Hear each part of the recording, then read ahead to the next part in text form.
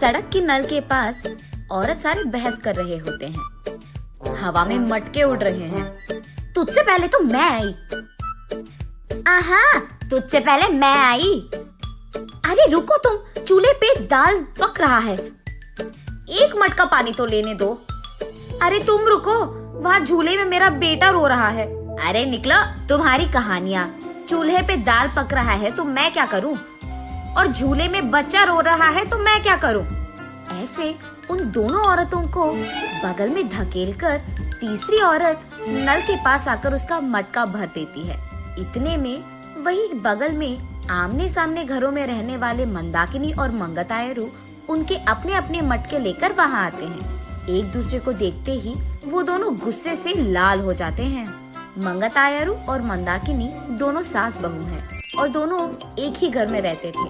मंदाकिनी मंगतायरू से बहुत लड़कर उसके पति को मनाकर अपनी सास के घर से बाहर आ जाती है।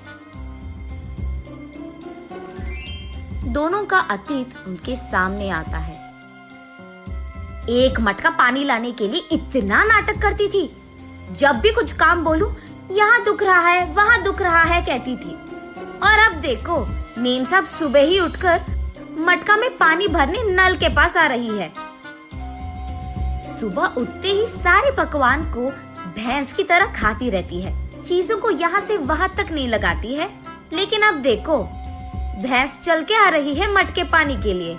ऐसे एक दूसरे को कोसते हुए वो दोनों नल के पास आते हैं। सबसे पहले मंगतायरू पानी के लिए उसकी मटका नल के नीचे लगाती है। लो, आ गई भैंस। आते ही अपना मटका लगा दिया इसने नल के नीचे, जैसे इसका बाप का जागिर हो। ऐसे उसका मजाक उड़ाकर मंगतायरू की मटके को एक जोर का झटका देती है। बस मटका ऊपर उड़कर नीचे गिरता है। बाप रे, कितनी घमंडी है ये। मेरे ही बेटे के पैसे खाते हुए मुझे भैंस कह रही है, और ऊपर से मेरे ही लटके को लात मारा तुमने। ऐसे कहते हुए मंदाकिनी की मटके को भी जोर का झटका देती है मंगतायरू। मैं तुम्हारे बेटे के पैसे नहीं खा रही हूँ, तुम ही मेरे पति के पैसे खा रहे हो। मेरे सारे बनाए हुए पकवान को सुबह से रात तक खाती रहती है तो भैंस की तरह ही दिखेगी ना। भैंस कहीं की मेरे ही मटके को लात मारती है। कितनी घमंडी है तू। मटके को ही नहीं, अगर मेरी सटकी ना, तेरे को भी मारूंगी, समझी? हाँ, जरूर मारेगी। इतनी घमंडी जो है। मेरे बेटे को मुझसे दूर कर दिया तूने, मेरे घर से उसको निकाल दिया तूने, और अब मेरे ही घर के सामने रह रही है।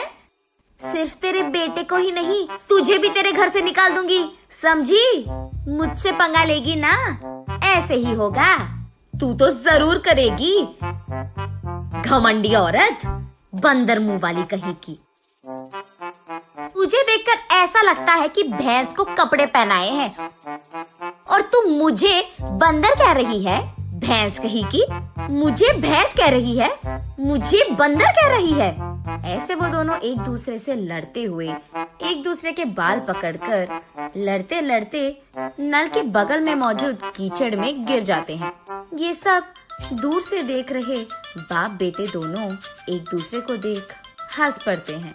मंदाकिनी घर में सारा काम करते हुए रहती थी। उसे देख मंगतायरू, क्यों बहू, लगता है कि नल में ना पानी खत्म हो जाएगा, जाकर 2 मटके ले आ बेटी।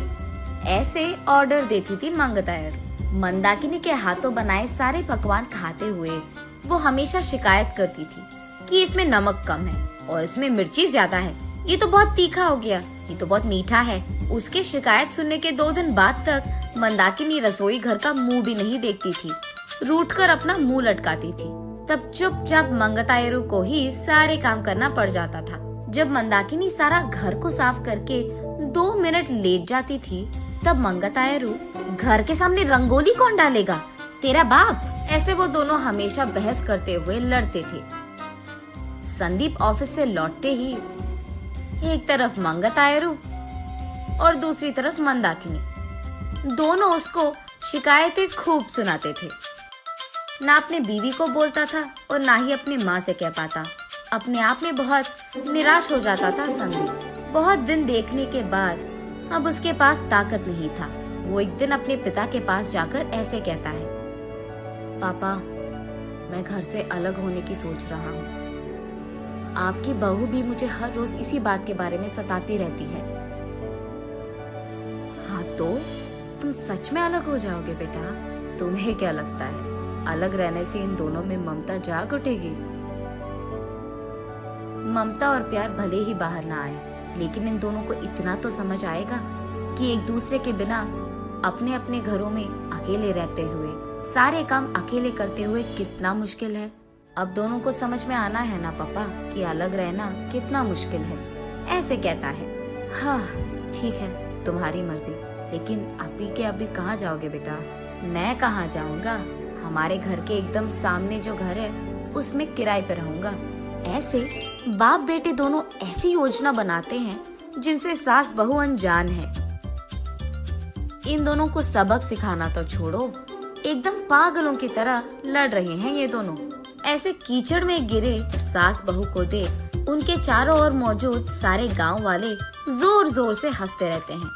अब इन दोनों इसके बाद क्या करेंगे ये हम अगली वीडियो में जानेंगे।